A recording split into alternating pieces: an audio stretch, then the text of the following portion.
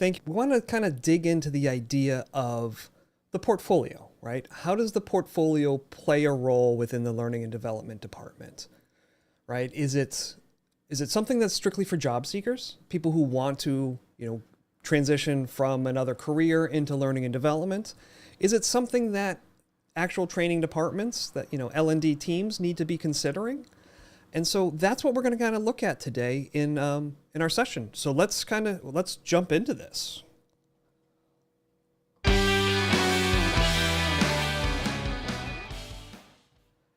All right, so thank you for joining me. For those who are new here, my name is Pat Michaels. I'm the Chief Learning Mechanic of our small family business called Great Circle Learning. That's my own made-up title.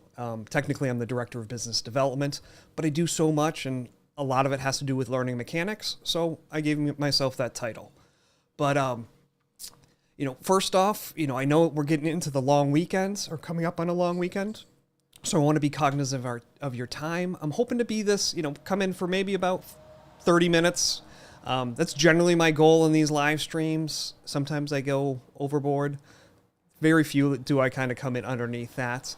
But I want to, again, thank you for joining with me today. Obviously, it's live. Kids are home from summer, so you may hear dogs and kids going in the background. So, just what life is nowadays, right? It is July 1st, which is crazy, right? I did the math, and this is because I'm a nerd. We are now 49.9% through 2020, or 2022, right? Not 2020. We're already 100% through that one.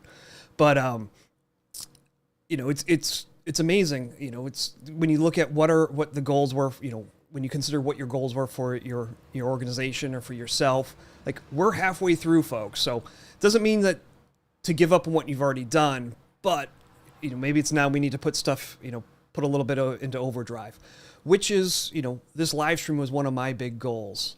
I know today is the first time I'm doing strictly to YouTube versus LinkedIn. The last couple ones, I've had some really hard times with LinkedIn kind of showing it. I did one last week, and even though I was streaming to LinkedIn, it never showed up. So today I'm just trying strictly to YouTube.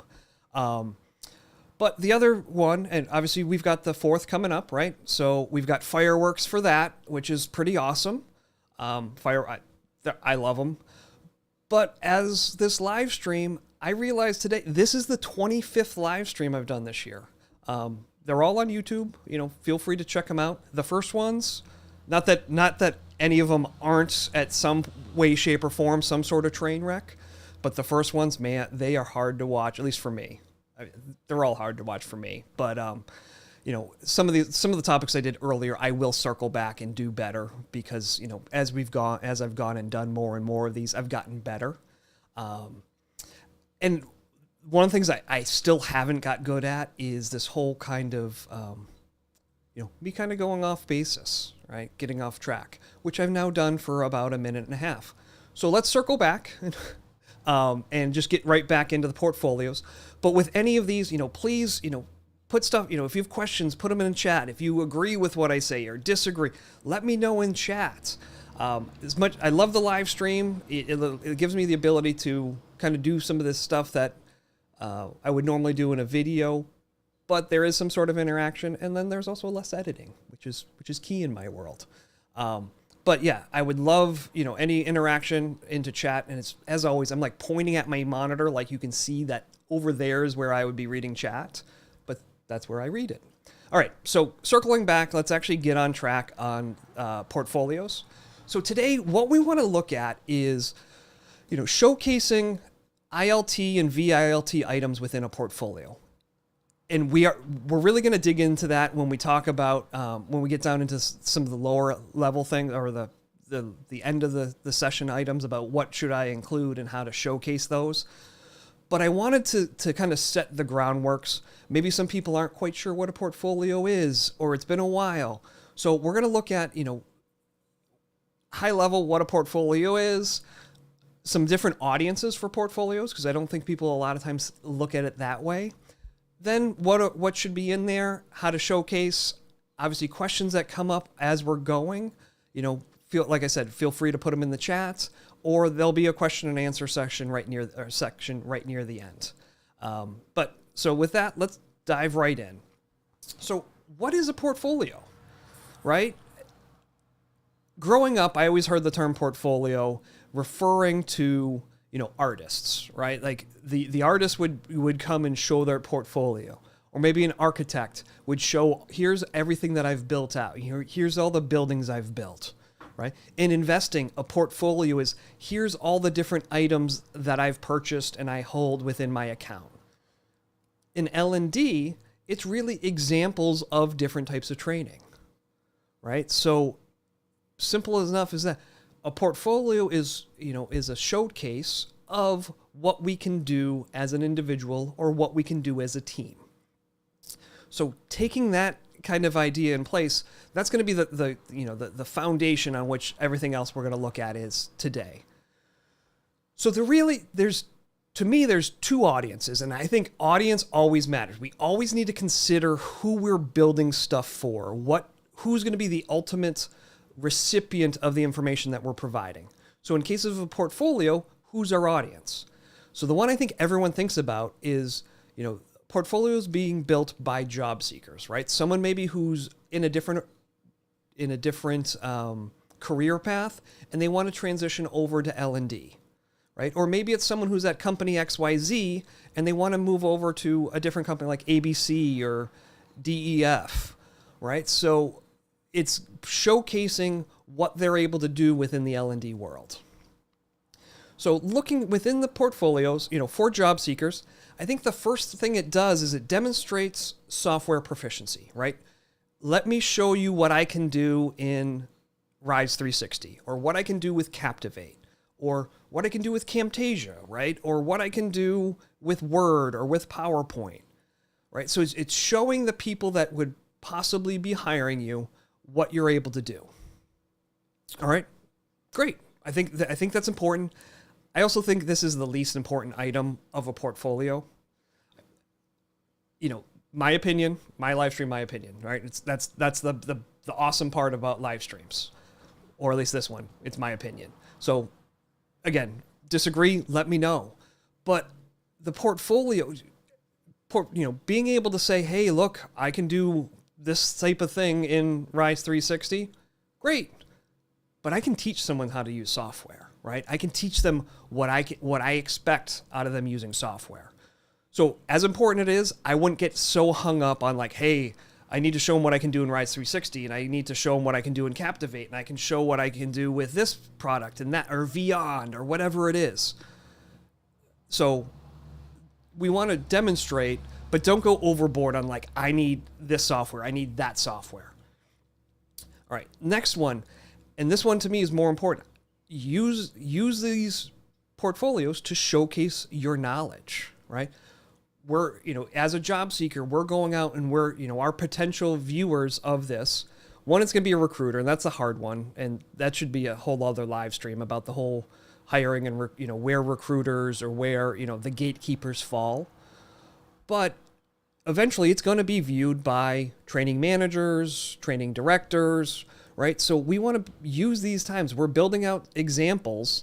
Use it to showcase what maybe about the field that this training department's in, right? So if you're looking to go to a training department that's, let's say, in furniture manufacturing, showcase some of your knowledge about the whole furniture manufacturing industry in some of these training and some of your examples, right? Or showcase what you know about learning styles or, some different learning theories in your examples. So not only are you showing them, hey, I can do this in the software, but I'm showing my width and depth of knowledge, right? So use these as another way, it's another selling tool for you.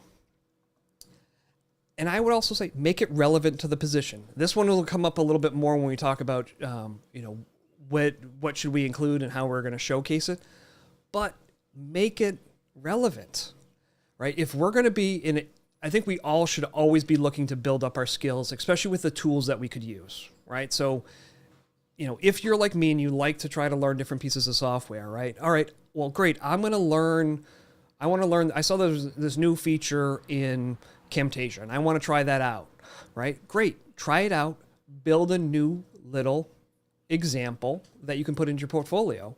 And maybe it's going to be relevant to a position that you're applying for, right? So we can take some of the time we invest into creating new things and then tailor it to something that we're trying to get to, if that makes sense. All right. So that's portfolio for job seekers. After that, so what's the portfolio for L&D teams, right? So this one is, I think it's very underserved. I don't know a lot of different organizations that are doing this, but it's one I think everyone should consider. So what do I mean by a training department or a learning and development department having a portfolio? Well, first off, it's giving us a way to showcase our training options, right? And if we go back to my idea that we really need to always be keeping or paying attention to who our audience is, right? So the audience for job seekers is recruiters, it's training development managers or directors or HR, right? The people who are going to be possibly hiring you. For a learning and development team or a training department, our audience is who we're going to be building training for. So maybe it's for different stakeholders within the organization, or maybe you're a training company or training team that does more of a consultancy type role where you're building out, one day you may be building training for XYZ government agency, but now you're doing it for a grocery store chain as another job. So showcasing what your different options are, right? And in this one, I would make sure we've got, e-learnings. And here, because we're talking to a place where people may be hiring, like an e-learning, maybe like, here's what a level 1 e-learning could look like versus a level 3 e-learning. Right? Or here's what a facilitator guide and its corresponding participant guide could look like, right? So we're breaking these all down. Or here's a job aid, or here's what a 90-minute virtual ILT session could look like, right? Now I'm going to circle back to this one in just a moment. It should also, that portfolio is a great place to have our style and branding guidelines for our organization, right? We've got people in a team, right? You put 6 developers, 6 instructional designers in a room and just say, hey, build me training or build me a design document. You're going to get like 6 to 8 different looks, right? So how do we ensure that we meet, we have a consistent look and feel? One, we need to have, written down, here's our guidelines, here's our style guides. But now let's give them an actual example, right? It's great to have it written down. It's even better to have it written down and say, here's what it also looks like, right? So they can see it in their mind, and then they can actually process the words better, right? So the portfolio for style and branding, the portfolio for learning and development teams, thinking of it as a way to enhance or to strengthen your style and branding guidelines. With this being said, it's a great reference for any new hires or someone new to the department, right? So as we sit down, we talk about what they need to be doing and expectations. They've got references that they can look at, right? When we look at, hey, here's what we expect level 1 e-learnings look like, or here's what we expect 60 or 90-minute virtual training sessions or job aids to look like, and they're in our portfolio, they can look at those. And now this is a way we can, again, strengthen how we build for consistency. And lastly, they're going to completely help you with your budget. And so this is a piece, and actually I'm going to drop off these two because I want these. We're going to showcase our training options, and those there are going to help us with our budget. Again, probably a whole other live stream we should talk about, but one thing to consider is, I think one of the downsides, or one of the biggest hurdles we have, we build training, we implement, we run the training, and at the end of the day, whether a training program is successful isn't necessarily dependent on the trainers, the training department. It's dependent on what type of support we got from the management, the coaches of the department that we built training for, right? So let's take a sales department as an example. We build out we have a new sales organization has a new sales initiative. We build out training for it. We run it through it. We do role plays. We do all those things, right? And it goes, everyone takes it. They go into the field. And whether it's successful or not is going to be more dependent on what the managers, what the coaches, what your SDRs do with that information, rather than what happened in the training classroom, right? We need support from that. So I think organizations need to have, like, if training is built for the sales department needs to have skin in the game for that budget, right? So if it's in terms of, let's say, salary cost of your designers and developers, time, let's just say it was $10,000, right? To build out whatever type of training it is, right? And we're showcasing, they want, virtual training, and it's going to be 6 90-minute sessions, right? Okay, it's $10,000, right? That's where we come from. And we're I'm kind of jumping a little all over the place. In this model, what we also need to be doing as training departments is we need to actually track how long it takes us to build different types of stuff. So when we build out that level 1 e-learning, every time we build it, we need to keep track of how long it took us to do the different parts. So eventually we can say, all right, you want, a level 1 e-learning that's, this length. On average, it's going to cost you this amount of dollars, right? Or to build one 90-minute virtual session, it takes X amount of dollars, man hours, which comes out to X amount of dollars, right? So we've got our showcasing our options. Because we're tracking how long it takes us to build stuff, we can now say, hey, sales department, it's going to be $10,000 to build what you want. And now, as an organization, we need to push some of that budget to build it to the sales department. They need to have skin in the game, because what's going to end up happening is it's going to make sure that our managers in the sales department, our directors, our VPs in the sales department, if they're putting their budget on the line, money that they could be using for other things, they're going to be more apt to make sure the training is successful, and by making sure that the actual managers, the team leads, all of that are coaching and supporting the people who just went through the training. So really long-winded thing, but a portfolio for learning and development teams can be a game changer in how your whole organization handles training, right? What's expected, what can be done, right? The other side of this, going back to the budget and showcasing training options, there's clear expectations of, all right, here's what you're looking to do. Here's our time frame. Here's our budget. What we have. This is what we can get. This is what we can do with what you want.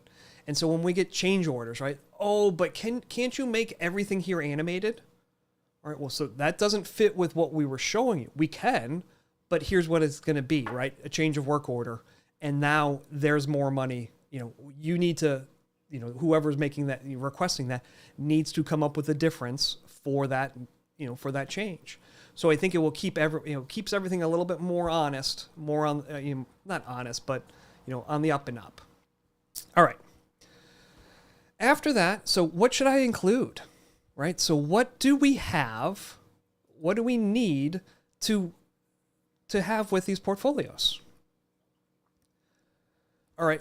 First one, you should have, and again, this is going to be really dependent on audience, right? Are we building it for job seeking? Are we building it for the training department, right? But you really need to have an example of all the different types of training that you could be building. So as a job seeker, take a look. If you're applying for a position and it's like you're strictly building e-learning, I'd have the majority of your stuff as e-learning.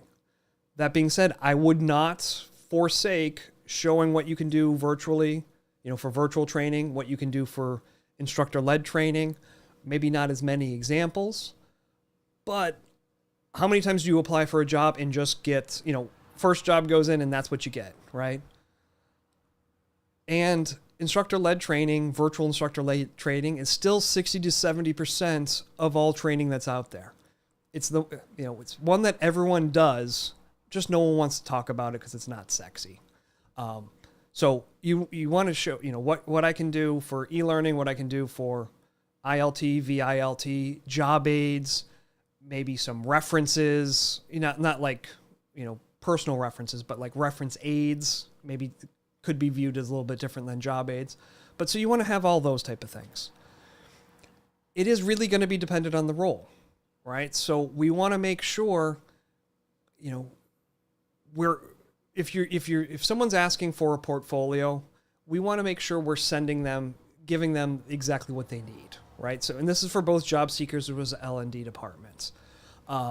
Sometimes people don't know, but just you always want to make sure, just keep in mind the audience, right?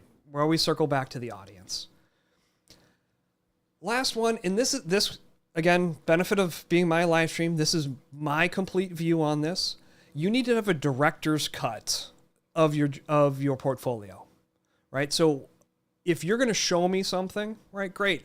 I can see what you did, right? If ILT VILT, maybe you built it with Word, you built it with Adobe InDesign, you built something in PowerPoint, but you probably have locked it down as a PDF or created images that are now on if you're hosting it on a website. Okay, great. I can see that. Again, I can teach you software, or you can learn software or how to do specific things, or how to use Captivate or Storyline. What's more important to me is what's going on in here, right? So I would rather have you tell me what you were looking to do, why you did what you did. Hey, I made this job aid to help someone, log into this piece of software, right? And I made these XYZ choices because, maybe here, let me pull up an example because I have that ability. Just bear with me one moment. I should have had this already pulled up, but I didn't.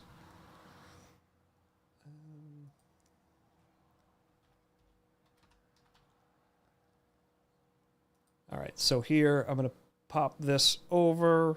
We're going to go over to my monitor real quick.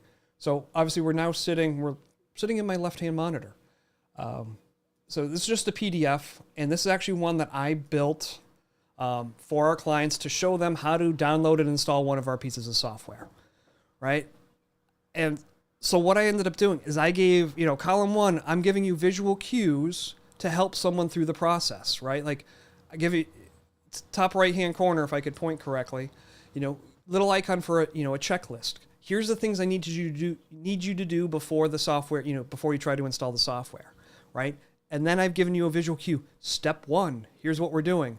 Some screenshots. I've then used, I ended up using Snagit to then go through and provide some, highlight and some numbers that I'm driving people to do stuff, where I want them to click. And then in the third column, I'm giving them the words that go along with it, right? So in this example of the director's cut, right, here's the example. Great, you can see it. But then maybe to the side of it, here's a short little video that you recorded of you talking about why you did what you did, right? And I'm not saying you don't have to go as crazy as me and have, go into, learn how to do OBS and project yourself onto the screen and all that. Like we all have Zoom, like most of us have Zoom, right? The free Zoom. Open up a meeting, open up a meeting and don't invite anyone to it. And go through and just record you talking and sharing your screen and do that. Save out the video and load that up next to it, right? So now they can see what you built. But, again, for me, I'm more worried about why you did what you did, right? Because we can teach software. I like to know the thought process people have. And that's what I mean by the director's cut. But yeah, think about, you can do it with Zoom, you can do it with Teams, right? You could, if you have Snagit has a way you can do it. There's some free programs like Loom. Any one of these will give you the ability to record your screen and your webcam at the same time and create a short little video doing it. So I would strongly recommend that. One, it's going to make you stand out. I mean, big one. You're going to stand out looking for a job. If someone looks at your portfolio, and let's say we have 2 people, and one that you both kind of built something with Storyline or in PowerPoint or whatever, and one's like, here's what I did, take a look at this file. The other one's like, here's the file, and here's me talking about why I did it or demonstrating a little bit of it, right? It's just that little bit more. And then you're building skills and getting used to doing, talking about software training or showing people how to do stuff, which is probably something you're going to have to end up doing in an L&D department anyways. So no matter what you're doing, you're getting better at what you do, and you're setting yourself apart from everybody else. All right. So then lastly, how do we showcase this type of stuff? So first one, consider the audience, right? Who we're talking to completely matters, right? So if we're showcasing information for recruiters, or we're showcasing it for potential, training managers or training directors, the hiring people at HR, how we go about doing that is going to be different than how do we showcase information within an training department that can be looked at from the stakeholders within that organization who want training built out, or for potential outside clients that are looking to hire your company to then go build training materials for them, right? You want to just consider, who that audience is, right? One of the simplest places, set up a web page, right?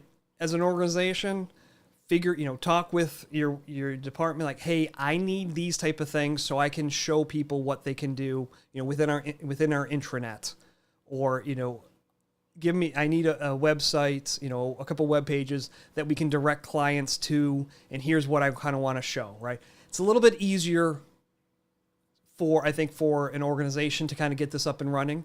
I think the organization, building it for your training department, there's a lot more stuff that you really need to look at on the backside in regards to, what does ILT look like? What does VILT look like?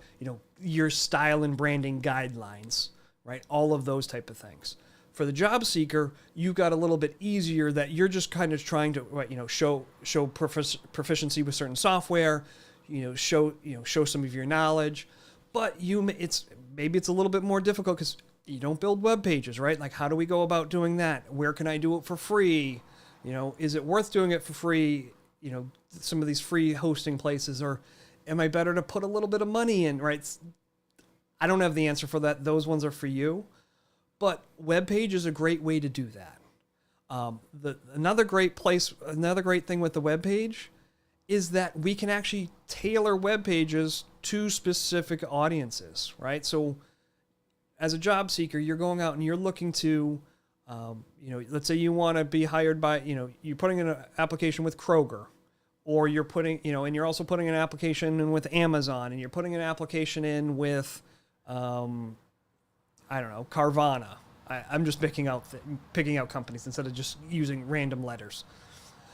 But what Kroger and Amazon and Carvana are looking for, what they've listed off in job requirements or knowledge, it's a little bit different.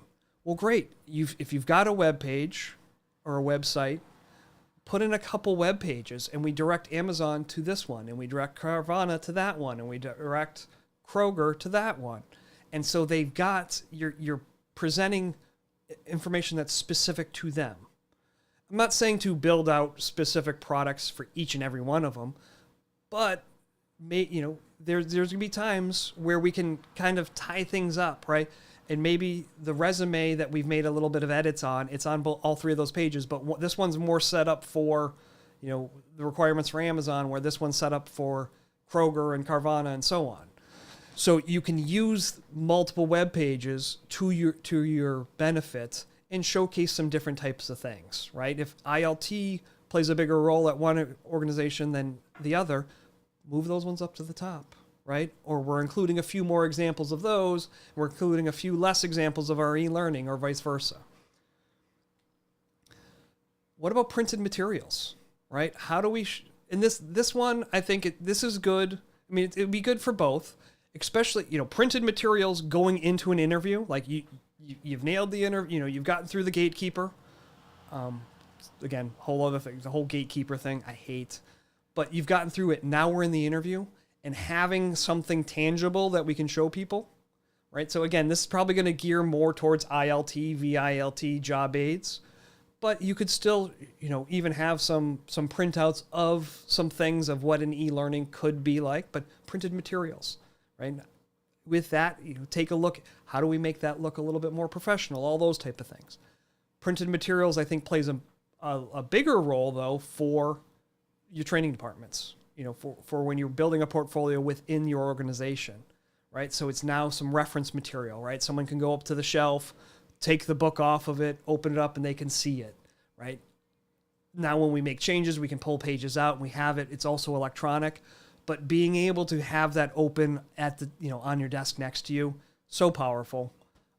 Maybe that's because I'm 45 and I still like to write all my notes down. I can't sit there on my laptop and type notes, but again, it's knowing your audience, right? Your boss doesn't like printed materials. Great. Don't go that route. Right. But, maybe where you're going, some of the stakeholders, they would much rather have something in their hand. Great. Have it printed out, have it in both places. And then this kind of going back to your for everyone who's looking to transition from the classroom into L&D, that whole idea of show your work, right? Which is, again, coming back to the director's cut. So I do have an example here, and this is kind of give you an idea of, what if I was to be hiring somebody right now. I'm going to come over, right? So this is a really bad Word doc. This was a quick example I built out about 20 minutes before this, just to show you, let's say this was a job aid. It's a really bad, I'm not saying this is a job aid in any way, shape, or form. It was more to show the point when I'm talking about show your work, right? Imagine this was locked down as a PDF, right? I can, as a trainer or as a hiring manager or whoever, I could see this and say, all right, they laid it out. It's got some great stuff going on it. Well, this one doesn't, but you get my point. I can see what they were trying to do. But if I was to actually look at this, and I was in print preview there, I'm going to, let me make this a little bit smaller so we can see both pages next to each other. All right. And I'm actually going to turn my formatting on. So if you were going to send me information, not only you want to send me something locked down and it's in a PDF form, great. I'm more interested though to see how you built it. So in this case in Word, right? So looking at this, what looked fairly, simple but clean within Word, when I turn the formatting on, I'm scared when I see this right now. Because what I would notice looking at this is, all these extra spaces, someone didn't use center. They just used the space bar a whole bunch of times to kind of get something in line where they thought it would be, right? Same with this image. If I look down here on the image, right down here, all those dots, each one of those is the time the space bar has been hit, right? So if I was to resize this image, and I'll do it the easy way, so I resize it, now the page has changed, right? It's no longer centered because of the way it was built, right? So let me just undo this, right? So same here. Like if I was to add in a few more words into this sentence, it's now not centered because of the way it was built. Or, just looking here, like the way that several lines were put into the document, right? Someone just held down Shift, they put their cursor in, they held down Shift, and then pressed, the hyphen bar and just added lines for where they needed them. But we make a few textual changes, right? Now all those lines can shift, right? If I was maybe this line, right? Maybe, someone comes up here and just starts adding in some text, and now everything's gone off the rails. And so showing how you did it will play a much better role in what you're, in what you kind of, or what you, showing what you can be, what you can do. That being said, if some of your stuff looks like this, before, and you want it on your portfolio, hey, we all have to start somewhere. We all need to work. Lock it down, send it as a PDF, and, figure out, learn some, work on some skills to get better with that, to develop more proficiency with whatever software it could be, right? Whether it's Word, whether it's PowerPoint, whether it's Storyline, some of those type of things, right? just, another example of this. Let me pull this up. So here, last 2 weeks ago, I did a session for ATD Tulsa. And so did a session on building guidebooks. And so I figured, if we're doing a session on guidebooks, I better give them a guidebook to take home, right? As I said, we want someone to take something away from from a session, put it in their hands, right? So the only way I can guarantee they come away with something is to actually give them something that they're going to take away. What they do with that guidebook is up to them, right? They may read it, they may, delete it, they may throw it in the trash. But in here, so it's a PDF, right? Showing what a guidebook could look like, right? Built with one of our pieces of software, right? So this is what they got. And, in my director's cut, I could talk about, why I've got capture your notes lines versus key points and another place to capture the notes. And I can talk through all of this. But if I wanted to show someone how this was actually built out, right? Let me flip back over. Here's the same document in Word. And now you can see, I can talk about why I built it in tables. Because when I put tables in and I make changes, things don't, there's only so much shifting that can happen. Or, on here, like if I wanted to insert lines, why I can, go in and I can click on a specific line, click on a button on my ribbon and insert a line where I need it to be, right? And I'm able to go through and show all these things, and they could, showing their work, they can see the concepts, the work, everything that you've done to get that final look, right? So maybe this is the way to do it, is to show them the example, right? Especially in this case, especially in the ILT and VILT, the example that's on your site, on your portfolio, is the lockdown PDF. But the version that you're talking about when you do your director's cut is more in the actual, here's, I built this out in Word, here's what I did, here's how I did it, here's why I use styles versus just highlighting text. And you can talk about all of that stuff, and you can completely geek out, and, well, at least I could geek out about talking about Word, because I'm a dork. But that's the general idea. All right. So, yeah, and that half hour I see I already well gone over. And at the last one, I say, don't limit yourself, right? Stay on top. Whatever you're trying to accomplish, work for that. Don't say, I'm only going to put in ILT stuff, or I'm only going to put in e-learning, right? As learning and development professionals, sometimes we have to build e-learning. Sometimes we have to just do a video. Sometimes we got to just build a job aid. Maybe we have to build instructor-led training. Maybe we have to do a design document, right? Or this, or this, or this. When you're building your skills, create little examples of them and use those. As you then go further develop some skills, change some things out, right? Like, hey, I like this, but I want it to be a little bit different, right? What we don't want to have happen is where we build stuff, right? And it just becomes a train wreck and we leave it there, right? We learn from mistakes, right? You got to build bad stuff before you can build good stuff. So train wrecks, they need to happen, but we need to learn from them. We need to then make edits after those and replace them. And then we try something new again, and then it's a train wreck, and then we learn from it and we do it again. And right? So it's this whole cyclical thing that for me always comes back to a train wreck. But once it's all done, right, that's where the fireworks come off, right? That's where your bosses are completely amazed, or the hiring manager wants to hire you. You put the time in, challenge the normal thought that's out there, right? And again, this is one of the big things about the live stream that I love, is I want to challenge you to think differently, right?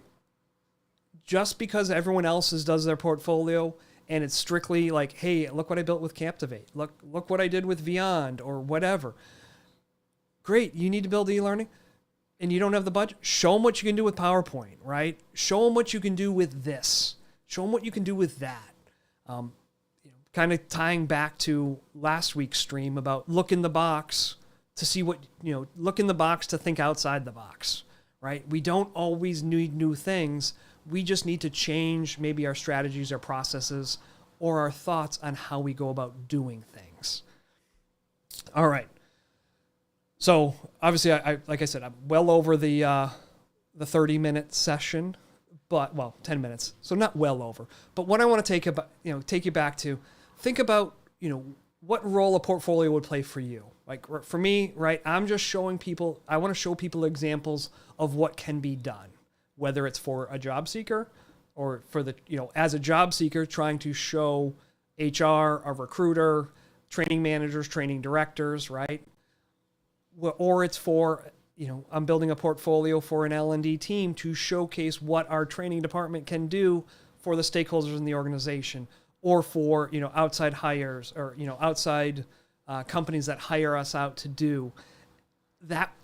This one, if you're in the training department, like truly spend some time thinking about it. Probably not this weekend.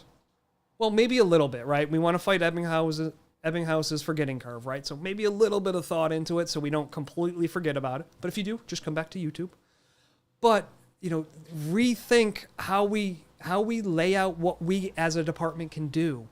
And the more we can talk about, here's what we can do, here's how long it can take us, we can have better conversations about budgets, we can get our stakeholders more tied into what we're doing, we can tie it into learning competencies, and we get just a better learning organization as a whole. If you can see, this one gets me really excited. Again, I'm a dork. All right, what should we include? It's going to be dependent on your role, but really have an example of almost at least one piece of everything. For a job seeker, probably don't need as much, right?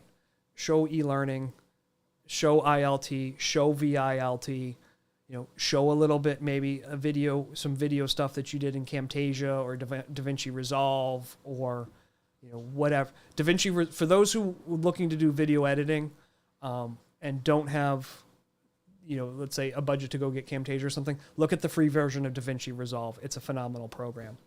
And then think about how you want to showcase it. And again, all of these, they all tie back to audience, right? And you've heard me in all these different live streams. I always know our audience. The audience matters, right? We always take it to the idea of what's in it for them, right? We need to speak to the audience on their terms. So those are the big things. Question and answers. Nothing came through chat today. Would love, the more you guys can throw stuff in there, great, because we can talk about it either live, or it can become something that maybe the next session is going to be about. But without that, questions after this, please reach out. There's my email, there's my phone number. I am taking a couple days off for the 4th, but leave a message, shoot me an email. I will get back in touch with you. I will say, and let me pull this up because I can. Again, my live stream, I get to do it.